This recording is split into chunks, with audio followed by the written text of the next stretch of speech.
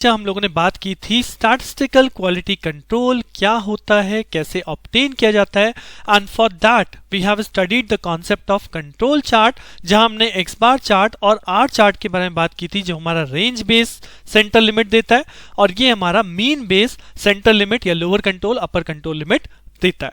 Now अब ये दोनों चार्ट अपने स्पेसिफिक के लिए हैं कि एक मीन के लिए यूज हो रहा है, एक रेंज के लिए यूज हो रहा है। इस लेक्चर में हम लोग बात करने वाले हैं अनदर चार्ट्स की, जहां पे है आपका पी चार्ट, एनपी चार्ट, सी चार्ट। तो बेसिकली ये जो सारे के सारे चार्ट्स हैं ये एट्रीब्यूट्स के लिए, एट्रीब्यूट्स मतलब यहां पे आप डिफेक्टिव और डिफेक्ट्स राइट इन चीजों को टेस्ट करने के लिए हम इन चार्ट्स का यूज करने वाले हैं।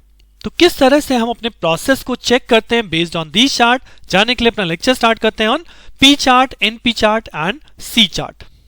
सो पी चार्ट, अब जैसे कि ऑलरेडी मैं आपको चार्ट कॉन्सेप्ट बता चुका हूं कि इन सब चार्ट में क्या है। इन सब चार्ट में you have to calculate a central line, you have to calculate upper control limit, you have to calculate the lower control limit, but सभी में फॉर्मुलोज में डिफरेंस आने वाला है। तो अगर हम पी चार्ट की बात करेंगे तो this is a control chart based on fraction defective, that is called P bar. कैसे कैलकुलेट करोगे P bar? Number of total defective articles found in inspection divided by total number of article inspected. जी हाँ, कोई भी एक ऐसा case जहां पे सपोज आपने 1000 आर्टिकल इंस्पेक्ट किए हैं और उन 1000 में से अगर एक आर्टिकल डिफेक्ट मिलता है तो what is the value of P bar? P bar become 1 by 1000, that is become 0.001। तो फ्रैक्शनल डिफेक्टिव 0.001%, आप परसेंट भी बोल सकते हैं, इतने फ्रैक्शन डिफेक्टिव को आपको चेक करना है अपने प्रोसेस में कि क्या ये वैलिड हो रहा है, क्या क्वालिटी मेंटेन हो रही है। सो अगर जहां पे हम पी चार्ट अप्लाई करेंगे तो P bar we have to calculate first, which is calculate by the total number of defective items divide by total item inspected, और once you will get P bar तो that is equal to central limit. Upper control limit के लिए P bar plus 3 sigma P है, यानी sigma is called process capability, जहां पे इसकी value इस बार आप लिखेंगे that is under root of P bar 1 minus P bar divided by N.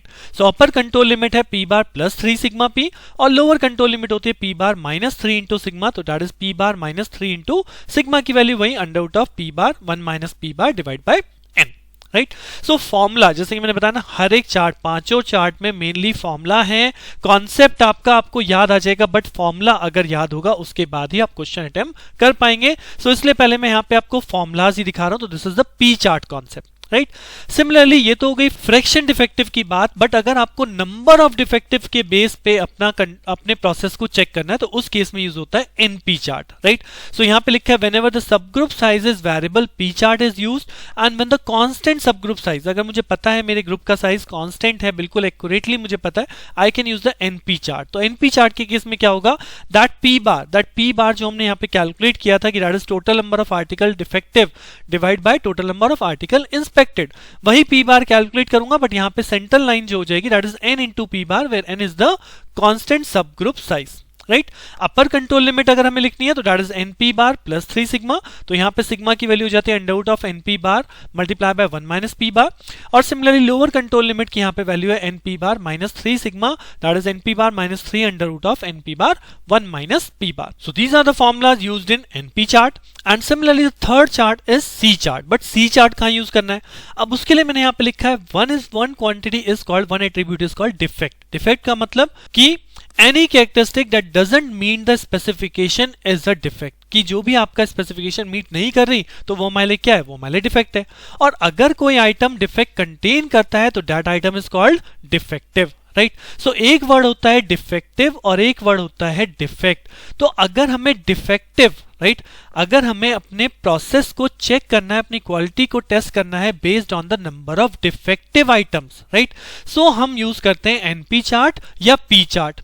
और अगर मुझे नंबर ऑफ डिफेक्ट के बेस पे चेक करना है कि मेरे आर्टिकल में, मेरे प्रोडक्ट में, मेरे मैन्युफैक्चरिंग में या किसी भी प्रोसेस में मैं केवल डिफेक्ट्स के बेस पे उसे टेस्ट करना चाह रहा हूं, तो उस केस में हम यूज करेंगे C chart and this is the calculation part of C chart की central line is equal to C bar, upper control limit is called C bar plus 3 under root of C bar, lower control limit is calculated by C bar minus 3 under root of C bar, where what is C bar? C bar is calculated by total number of defects divide by total number of samples, right. So ये तीनों के तीनों फॉर्मूले पहले आपको याद रखने हैं, तीनों को एक साथ नोट डाउन कर लीजिए, सो दैट जैसे ही अब मैं आगे प्रॉब्लम की तरफ जाने वाला हूं तो आपको प्रॉब्लम को देख के तुरंत फॉर्मूला कौन सा अप्लाई करना है आपके एकदम माइंड में स्ट्राइक होना चाहिए कि हाँ अब मुझे ये चार्ट है, इसके लिए फॉर्मूलाज ये हैं। और कॉन्सेप्ट मैं आपको पहले ही बता चुका हूं, we have to calculate one central line, upper control line, lower control line. अगर इस बीच में हमारा ग्राफ लाई कर रहा है, इस बीच में हमारा सारा का सारा प्रोसेस लाई कर रहा है तो that is under control, otherwise ये आउट ऑफ कंट्रोल कहलाएगा। Got it? So चलिए प्रॉब्लम देखते हैं। So here's the problem number 1. It says in a blade manufacturing factory 1000 blades are examined daily. Right, एक ब्लेड मैन्युफैक्चरिंग फैक्ट्री है जिसके अंदर 1000 blades daily basis पे एग्जामिन किए जाते हैं। Draw the NP chart for the following table and examine whether the process is under control और not. अब वो क्या दिया, डेट दी गई 1 2 3 अप टू 15 है, 15 डेट्स आर देयर और हर एक डेट में नंबर ऑफ डिफेक्टिव ब्लेड, यानी डेट 1 पे हमें 9 डिफेक्टिव मिलते हैं, डेट 2 पे 10 डिफेक्टिव मिलते हैं, तो इस तरह से डेट 15 में हमें 16 डिफेक्टिव मिल रहे हैं। राइट, ये हमें डेटा दिया गया है और हर एक डेट पर कितने ब्लेड्स चेक किए जाते हैं, they are checked 1000 blades daily. Right, so अगर मैं आपको बोलूं, इसने बोला है पे एनपी चार्ट, तो एनपी चार्ट के लिए भी हमें क्या कैलकुलेट करना है, बेसिकली सबसे पहले पी बार चाहिए ना। P bar is what, number of defective divided by the total number of inspected items. अब आइटम कौन है यहाँ पे, ब्लेड है, तो यानी नंबर ऑफ ब्लेड डिफेक्टिव यानी ब्लेड डिफेक्टिव, तो ये कैसे आएगा, total number of blade defective blades, यानी ये जो डिफेक्टिव ब्लेड्स की वैल्यू दी गई है इन सबको ऐड ऑन कर ले। अगर हम इन सबको ऐड कर लेंगे so we got the value that is total number of defective blades in 15 days, और ये वैल्यू अगर आप ऐड करेंगे तो आपको मिल जाएगी 166, that is total number of defective blades. Got it, divide by total number of article inspected, total number of blade inspected. अब कितने ब्लेड हमने इंस्पेक्ट किए, तो हर दिन 1000 ब्लेड इंस्पेक्ट किए जाते हैं, तो 15 डेज में कितने ब्लेड्स इंस्पेक्ट हो जाएंगे, that is 15,000। So that means 166 divide by 15,000, this gives me what, this gives me P bar. Got it, तो ये सिंपल सा प्रोसेस है पी बार कैलकुलेट करने का, how many total number of defective divide by total number of article inspected. अब इसने यहां पे बोला था ड्रॉ द एनपी चार्ट, तो अगर एनपी चार्ट की बात करूं तो वी नो द फॉर्मूला कि एनपी चार्ट में एक सेंट्रल लाइन होती है that is N into P bar, upper control line होती है N P bar plus 3 sigma यानी 3 into under root of N P bar 1 minus P bar, और same for lower control limit. तो बस अब आपने पी बार कैलकुलेट कर लिया है, what is the value of N over here, N की वैल्यू यहाँ पे 1000, सब ग्रुप कितना है, सब ग्रुप है यहाँ पे 1000, हर दिन कितना एग्जामिन कर रहे हैं हम 1000, तो यहाँ पे n हो गया आपका 1000, तो यहाँ पे आप सबसे पहले सेंट्रल लिमिट कैलकुलेट कर लेंगे एन पी बार, तो ये हो जाएगा 1000 मल्टीप्लाई बाय, यहाँ हमने p कैलकुलेट किया, इसकी वैल्यू आ जाएगी 0.011, आप कैलकुलेट कर सकते हैं, तो अगर इसकी वैल्यू आप यहाँ रखेंगे 0.011 तो ये आपका हो जाएगा 11, यानी कि सेंट्रल लिमिट इज 11। सिमिलरली आप अपर कंट्रोल लिमिट चेक कर सकते हैं, ये है NP bar, so NP bar already हमारे पास आ चुका है 11 plus 3 under root of NP bar that is 11, 1 minus P bar 1 minus 0.011, इसको कैलकुलेट कीजिए, आपको वैल्यू मिलेगी upper control limit that is 20.89, and similarly you can calculate with the help of this formula lower control limit जो हमारे पास आने वाली है 1.106। Right, now I can make a graph जिसमें कि आपकी सेंट्रल लाइन कहाँ है, सेंट्रल लाइन है 11 पे, एक लाइन हम ले लेंगे 20.89, राइट, और एक लाइन हम शो कर देंगे 1.106। राइट, अब हर एक दिन का यहाँ पे वैल्यू बना दीजिए जैसे हम ग्राफ में बनाते हैं, सपोज 1 2 3 4 5 6 7 8, राइट, तो दिस इज 1 2 3 4 5 6 7 8 एज सॉन। अब यहाँ पे फर्स्ट सैंपल फर्स्ट डे में कितने डिफेक्टिव है 9, तो 1 पे 9 है तो 9 कहाँ होगा, 9 होगा 11 के नीचे, तो here is about 9। Right, similarly the second day 10, तो 10 भी हमारा इस 11 के नीचे होगा, थर्ड डे 12, तो 12 इसके ऊपर पहुंच जाएगा, इस तरह से 8 7 15 हम हर एक पॉइंट को यहाँ पे मार्क कर देंगे। करेक्ट, अब आप मार्क करने के बाद देखोगे कि यहाँ पे देखो हमारी अपर कंट्रोल लिमिट क्या है 21 एन अप्रॉक्स, तो क्या यहाँ पे कोई नंबर ऑफ डिफेक्टिव 21 से ज्यादा जा रहा है, जी नहीं, यहाँ पे कोई भी 21 से ज्यादा नहीं है, यानी सारे के सारे सैंपल 21 से लेस हैं। और क्या कोई 0 से लेस आ रहा है, बिकॉज 1.106 से कम आ रहा है, तो 1 से कम भी यहाँ पे कोई नहीं है। दैट मीन जब मैं इसे प्लॉट करूंगा तो मुझे सारी की सारी वैल्यू इन्हीं दो लाइंस के बीच में दिखने वाली है, that means the process is under control. Got it? तो ये क्वेश्चन भी अपने आप में बहुत इंपॉर्टेंट है। पेपर पॉइंट ऑफ व्यू की अगर बात करूं तो ये क्वेश्चन ऑलमोस्ट अब तक हर पेपर में पूछा जाता है, चार्ट बेस्ड क्वेश्चन, कि आपको पर्टिकुलर डेटा गिवन है, उससे आपको एनपी चार्ट ड्रॉ करना है। तो you have to remember the formula, you have to compute the values and show this graph, और इसी ग्राफ के बेस पे आप बताओगे कि प्रोसेस अंडर कंट्रोल है। Got it? एक और एग्जांपल देखिए मैंने यहां पे रखा है in case of this question, right? अब मैं भी यहाँ पे चार्ट की बात नहीं कर रहा हूं, वैसे तो यहाँ पे लिखा है कंस्ट्रक्ट पी चार्ट, बट फिर भी हम क्वेश्चन को पढ़ते हैं। In a factory producing spark plug, now a factory producing spark plug, the number of defective founds in inspection of 20 lots of 100 each is given below, right? यानी 20 lots हैं और हर एक लॉट कितने का सैंपल है, कितने मतलब उसमें कितने स्पार्क प्लग हैं? 100 स्पार्क प्लग हैं, राइट? सो उन 100 में से they are 5 defective. Got it? So इस तरह से आपको डेटा दिया गया कि लॉट नंबर 1 में जो आपका डेटा है उसमें 5 डिफेक्टिव है, लॉट नंबर 2 में 10 डिफेक्टिव है। इस तरह से 20 लॉट्स का डेटा यहाँ पे अवेलेबल है जिसमें आपको नंबर ऑफ डिफेक्टिव्स दिए गए हैं। कहता है construct P chart and state whether the process is in statistical control और नॉट। तो अब मुझे पी चार्ट बनाना है, तो पी चार्ट का मतलब I want to construct the P bar. Got it? क्योंकि जैसे ही क्वेश्चन में आपको मिला पी चार्ट, आपको तुरंत फॉर्मूले याद होने चाहिए and you have to note down these formulas first, कि मुझे सेंटर लाइन कैलकुलेट करनी है जो पी बार के इक्वल है, अपर कंट्रोल लाइन कैलकुलेट करनी है जो पी इस फॉर्मूले से कैलकुलेट हो क्या आएगी, lower control line, bye calculating this formula. और ये फॉर्मूला के लिए मुझे क्या चाहिए? मुझे चाहिए पी बार, और पी बार क्या कहता है? Number of defective article divide by the total number of article inspected, यानी how many defective articles are there. तो अब मुझे इन सभी को ऐड ऑन करना पड़ेगा, तभी मुझे क्या मिलेगा? मुझे मिलेगा total number of defective articles, right? तो इनको ऐड कीजिए, you will found the total number of defective articles are 120। अगर हम इन दोनों को सभी को ऐड करें, we get the total number of defective items are 120। Got it? So ये हो जाएगा हमारा 120। Now how many articles are inspected? तो अगर आर्टिकल आप देखोगे तो दे आर 20 लॉट्स, और हर एक लॉट में कितने आर्टिकल हैं? एक तरह से 100, तो यानी कि टोटल आर्टिकल कितने हो गए? 20 into 100। So we have inspected 2000 item in total. अब यहां से मैं पी बार कैलकुलेट कर सकता हूं, 120 डिवाइड बाय 2000, तो इट बिकम 0.06। तो I got the value of P bar. अब जैसे ही आपको पी बार मिल गया तो I know the value of center line that is equal to P bar. I can calculate this upper control limit. तो simply यहां पे वैल्यू पुट कीजिए P bar plus thrice into under root of P bar 1 minus P bar. अब यहां पे small N है, तो small N क्या है? Sample size. Now what is the sample size? अगर आप स्लॉट का साइज देखेंगे तो एक स्लॉट का साइज क्या है? एक स्लॉट का साइज है 100। हर एक स्लॉट का साइज क्या है? 100। तो ये है यहां पे n की वैल्यू, n इज 100। तो just put the value, P बार आपको पता है दैट इज 0.06। तो आप अपर कंट्रोल लिमिट कैलकुलेट कीजिए, ये वैल्यू आएगी 0.131, और लोअर कंट्रोल लिमिट कैलकुलेट कीजिए, ये वैल्यू आएगी नेगेटिव ऑफ 0.011।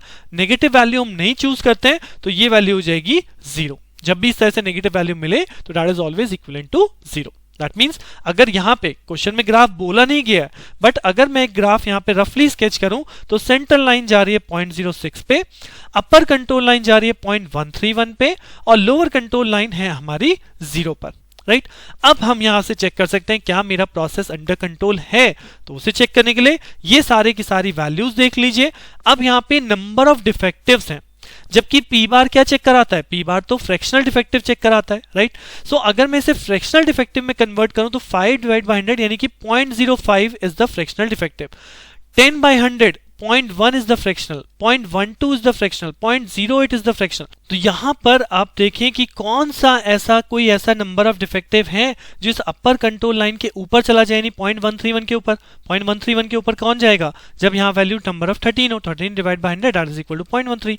तो क्या यहां पे 13 नंबर ऑफ आइटम से ज्यादा है? जी नहीं है। दैट मीन्स हमारा प्रोसेस अंडर कंट्रोल है, this process is under control, right?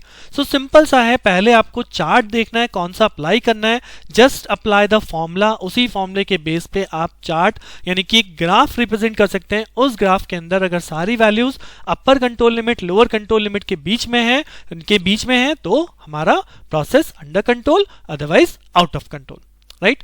और last question of this subject basically और दिस लेक्चर जो कि मैंने यहां पे लिया है सी चार्ट के ऊपर। So this is the problem number 3, और आप इस क्वेश्चन को पढ़ के समझ जाएंगे कि यहां पे सी चार्ट क्यों अप्लाई होना है। Because this question says the following table shows the number of missing rivets, right, observed at the time of inspection of 12 aircraft. Find the control limit for the number of defects, right? अब की बार हमें number of defects का chart बनाना है, ना कि defective का chart बनाना है. तो मैंने अभी आपको बताया था कि एक एट्रीब्यूट होता है डिफेक्ट, कि हमारा जब कोई आइटम स्पेसिफिकेशन को मीट नहीं करता, that is called defect. And any item which contains particular defect then it is called a defective piece, right? So यहां हम डिफेक्ट्स की बात कर रहे हैं, डिफेक्टिव की बात नहीं करते. तो डिफेक्ट की बात करने के लिए सी चार्ट अप्लाई होता है, जहां पे सी बार कैलकुलेट होता है number of defects in all sample, right? तो अब इस क्वेश्चन में आपको डिफेक्ट्स ही दिया गया है कि it is a aircraft number, कि first aircraft, second aircraft, third aircraft, और इसमें नंबर ऑफ मिसिंग रिवेट्स यानी कि नंबर ऑफ डिफेक्ट्स. तो फर्स्ट एयरक्राफ्ट में नंबर ऑफ डिफेक्ट्स 7 है, सेकंड में 15 है. तो in total how many number of defects are there? So अगर मैं इन सबको टोटल कर लूं, so I got the total number of defects are becomes 168. और 168 को अगर टोटल नंबर ऑफ एयरक्राफ्ट यानी 12 से डिवाइड कर देंगे, so we get 14. This is nothing but C bar as per this formula, right? तो सी बार आ गया 168 divide by 12, that is equal to 14. और अगर सी बार आ गया, so you can calculate upper control limit, you can calculate lower control limit. तो आप calculate कीजिएगा, अपर कंट्रोल लिमिट आएगी 21.5.23 और लोअर कंट्रोल लिमिट है मेरे पास 2.77, राइट? सो इसका मतलब हुआ अब आपका प्रोसेस कंट्रोल है या आउट ऑफ कंट्रोल है. सो 25, अगर मैं मोटा मोटा यहां से देखूं कि अपर कंट्रोल लिमिट की वैल्यू 25 है, तो क्या यहां पे कोई वैल्यू 25 से ऊपर जा रही है? यहां पे कोई वैल्यू 25 से ऊपर नहीं जा रही. All value are less than 25. And क्या ऑल वैल्यू लोअर कंट्रोल से ज्यादा है, 2.77 से ज्यादा है? यानी 2.77 से ज्यादा है सारी वैल्यू को मैंने चेक किया, जी हां, दे आर ऑल ग्रेटर 2.77. तो 2.77 से ज्यादा but less than 25, hence the process is under control, right? So this is the way how you will check the process is under control or out of control. There are 5 different charts. याद रखिएगा, x बार है mean के लिए, r है range के लिए, और np और p बार वो बेसिकली नंबर ऑफ डिफेक्टिव को जानने के लिए है. और अगर आपको नंबर ऑफ डिफेक्ट्स कैलकुलेट करना है, then it is c chart. So with this, this topic, that is statistical quality control, जिसमें आपने different chart study कर लिए हैं, now it is completed. And with this, your unit number 5 and your complete syllabus is also completed, right? So after these all lectures अगर मैं बात करूं, तो यहाँ पे अब आपका सिलेबस मैंने खत्म कर दिया है. सिलेबस के अकॉर्डिंग आपके सारे टॉपिक्स 1 by 1 कवर किए, और टॉपिक्स के साथ साथ मैंने आपको most of the important things ये भी बताई हैं कि कौन सा टॉपिक या किस यूनिट में कौन से पर्टिकुलर टॉपिक ऐसे हैं जो कि बहुत ही ज्यादा इंपॉर्टेंट है, जिन्हें आप मिस मत कीजिएगा. उनमें आपका क्वेश्चन आता ही आता है, राइट? है तो सारे ही टॉपिक इंपॉर्टेंट, क्योंकि जितने भी लेक्चर मैंने आपको जितने भी पूरे मैथ्स के टॉपिक कवर अप किए हैं, वो सभी आपके लिए इंपॉर्टेंट है with respect to your paper. But कुछ लेक्चर्स मैंने ऐसे ही बताए हैं जिसमें आपको वेरी वेरी इंपॉर्टेंट है. And if you have heard all these lecture, तो आपने उन्हें जरूर नोट डाउन किया होगा. सो उनको नोट डाउन कीजिए और अच्छे से सभी क्वेश्चंस की प्रैक्टिस कीजिए. And all the best from my side. And I sure कि अगर आपने पूरा सब्जेक्ट मेरे से पढ़ा है, यहाँ से कवर किया है, तो मैं नहीं मान सकता कि आप पेपर में किसी भी तरह से कम मार्क्स स्कोर करेंगे. You will definitely get above 70 और above 80 marks in your examination, right? With this spirit, all the best to all of you.